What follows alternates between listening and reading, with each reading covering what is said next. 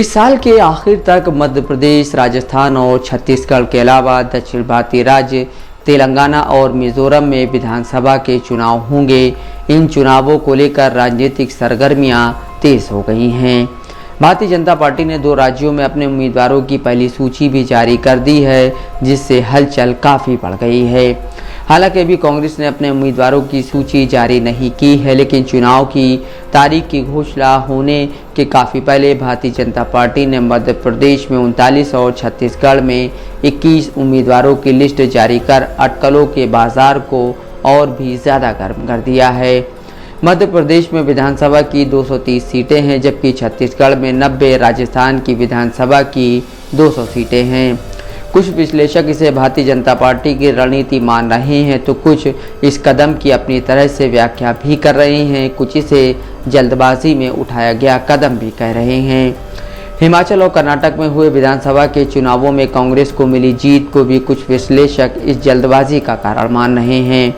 ये चुनाव भारतीय जनता पार्टी और कांग्रेस दोनों के लिए बहुत मायने रखते हैं, क्योंकि पिछले विधानसभा के चुनावों में कांग्रेस को मध्य प्रदेश, राजस्थान और छत्तीसगढ़ में जीत हासिल हुई थी।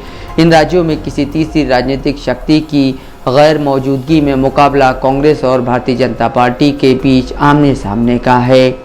जहां छत्तीसगढ़ और राजस्थान में कांग्रेस की सरकारें 5 सालों तक चलीं, वहीं मध्य प्रदेश में उनकी सरकार तब गिर गई जब ज्योतिरादित्य सिंधिया ने संगठन से बगावत करके अपने समर्थकों के साथ भारतीय जनता पार्टी का दामन थाम लिया। कांग्रेस के 22 विधायक उनके साथ भारतीय जनता पार्टी में शामिल हो गए थे।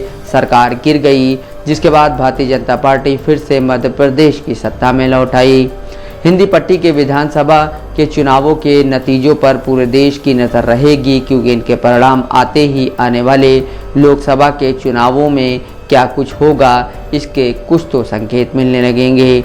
पिछले आम चुनावों में कांग्रेस कमज़ोर थी। राहुल गांधी के नेतृत्व पर सवाल उठ रहे थे, मगर इन कुछ 1 सालों में राहुल में राजनीतिक परिपक्वता देखने को मिली। अगर हिंदी पट्टी के 3 राज्यों में कांग्रेस का बेहतर प्रदर्शन रहता है या वो जीत हासिल करती है, तो जो विभिन्न विपक्षी दलों का नया गठबंधन जो राष्ट्रीय स्तर पर बना है, उसमें कांग्रेस की महत्वपूर्ण भूमिका रहेगी और इससे भारतीय जनता पार्टी की मुश्किलें बढ़ सकती हैं। लेकिन अगर कांग्रेस इन 3 राज्यों में कामयाब नहीं होती है, तो आम चुनावों में भाजपा को एक तरह से वॉकओवर मिल जाएगा, यानी दिल्ली की सत्ता में फिर वापसी का उनका रास्ता आसान हो जाएगा। राजस्थान की राजनीति बड़े दिलचस्प मोड़ पर आकर खड़ी हुई है, जहां कांग्रेस के नेता सचिन पायलट और मुख्यमंत्री अशोक गहलोत के बीच रस्साकसी चलती ही आ रही है। वहीं भारतीय जनता पार्टी की वरिष्ठ नेता और पूर्व मुख्यमंत्री वसुंधरा राजे सिंधिया को पार्टी ने चुनाव की किसी भी समिति से दूर ही रखा है। दोनों प्रमुख संगठनों की अंदरूनी कलह अब जनता के सामने है। वैसे जानकार कहते हैं कि राजस्थान में दोनों ही दलों का पलड़ा ऊपर नीचे होता रहता है। राजस्थान की जनता ने ऐतिहासिक तौर पर लंबे समय से किसी पार्टी को दूसरा मौका नहीं दिया है। राजस्थान में फिलहाल दोनों ही दल अपने पत्ते खोलने में कोई जल्दबाजी नहीं दिखा रहे हैं और एक एक कदम बहुत नाप तौल कर रख रहे हैं। वैसे भी राजस्थान में हर 5 सालों के बाद सत्ता परिवर्तन का एक रिवाज चला आ रहा है। भारतीय जनता पार्टी ने जिन 39 उम्मीदवारों की पहली सूची जारी की है, उनमें ज़्यादातर वो सीटें हैं जिन पर क्षेत्र के दिग्गजों ने कांग्रेस के टिकट पर जीत हासिल की है। इनमें 38 सीटों पर कांग्रेस के विधायक हैं, जबकि 1 सीट बहुजन समाज पार्टी के पाले में है।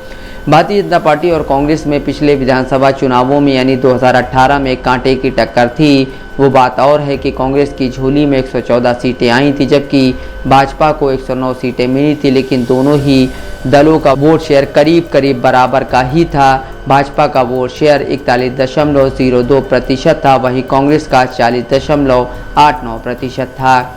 छत्तीसगढ़ में पिछले विधानसभा के चुनावों में भाजपा का वोट शेयर भी बहुत ज़्यादा नीचे गिरा।